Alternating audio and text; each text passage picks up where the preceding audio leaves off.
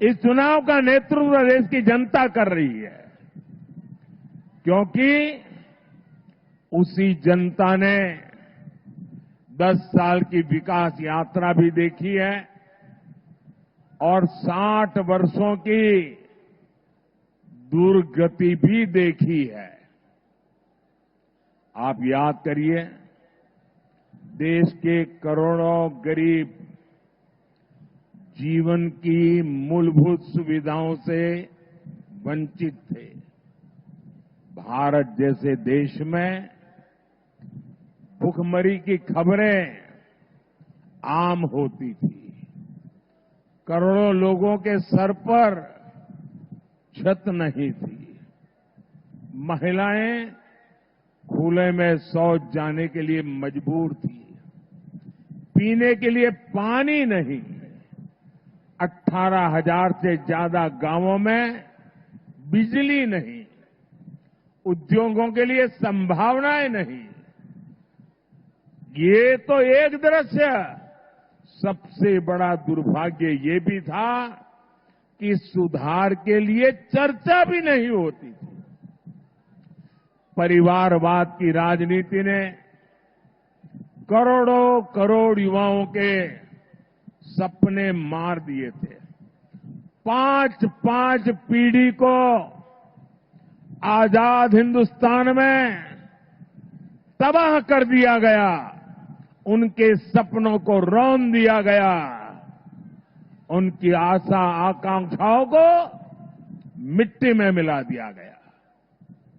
जो देश हमारे साथ आजाद हुए थे, हमसे छोटे थे, सामान्य थे, वो आज कहां से कहां पहुंच गए। हमारे पास इतना टैलेंट, इतना स्किल का सामर्थ्य, युवा आबादी की बढ़त, लेकिन हम पीछे छूटते चले गए। वही भारत आज जब नई रफ्तार से आगे बढ़ रहा है तो पूरी दुनिया देख रही है। आज पूरी दुनिया में भारत का डंका बज रहा है। बज रहा है कि नहीं बज रहा है? आज दुनिया में भारत का डंका बज रहा है कि नहीं बज रहा है? अमेरिका में भारत का डंका बज रहा है। यूरोप में भारत का डंका बज रहा है। ऑस्ट्रेलिया में भारत का डंका बज रहा है। जापान में भारत का डंका बज रहा है। ये किसने किया? ये किसने किया? ये किसने किया? ये किसने किया? ये किसने किया? जी नहीं, आपका जवाब गलत है। ये सब हुआ है आपके एक वोट की ताकत से। ये आपका वोट जिसने मोदी को मजबूत बनाया, और मोदी की मजबूत सरकार ने दुनिया में भारत का झंडा फहरा दिया। ये ताक दूंगा।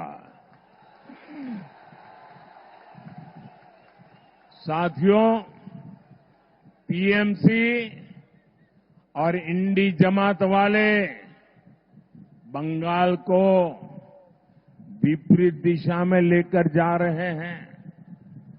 बीजेपी पर बंगाल के लोगों का प्यार टीएमसी को बर्दाश्त नहीं हो रहा है।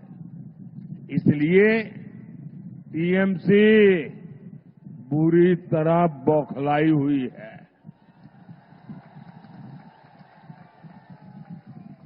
क्या क्या बोलते हैं।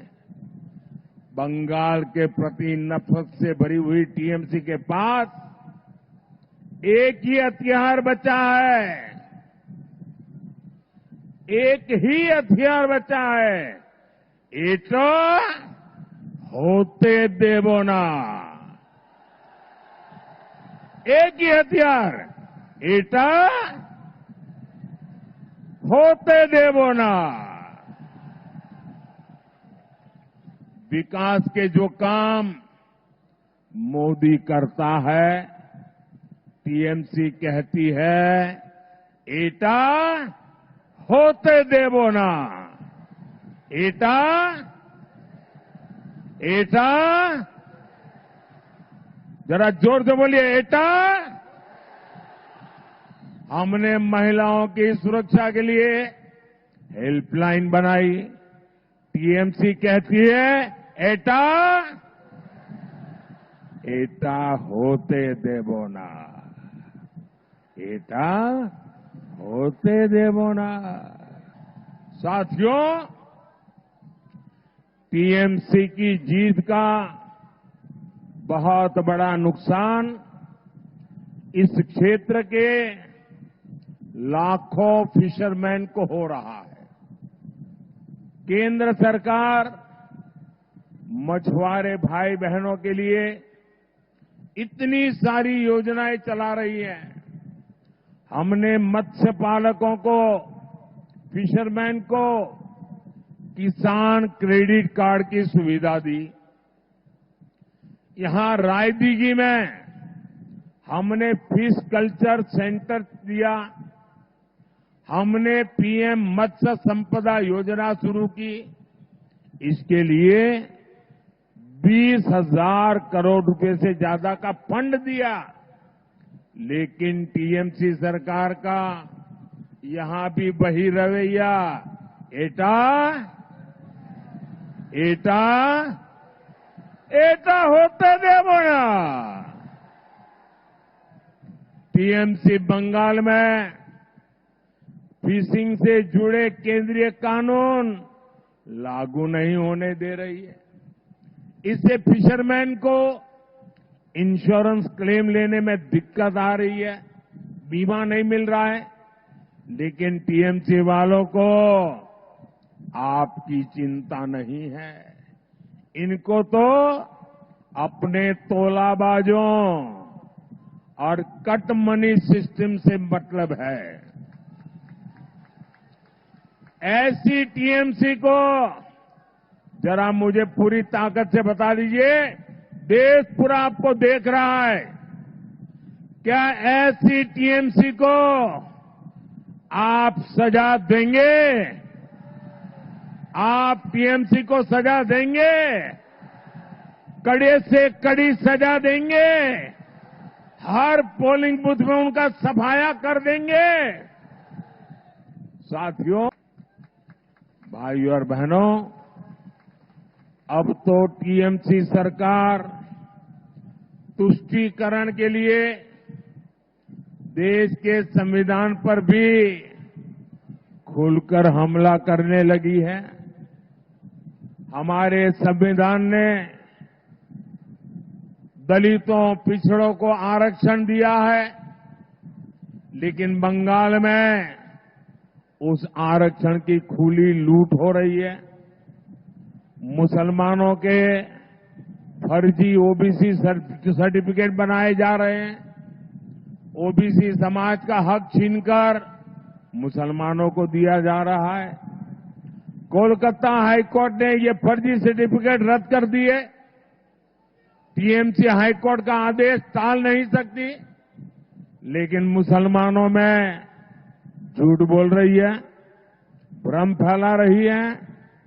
आप कल्पना करिए, तुष्टीकरण के लिए ये लोग किस सीमा तक जाने को तैयार है। 1 जून को आपका एक वोट इन खतरनाक इरादों को रोकेगा।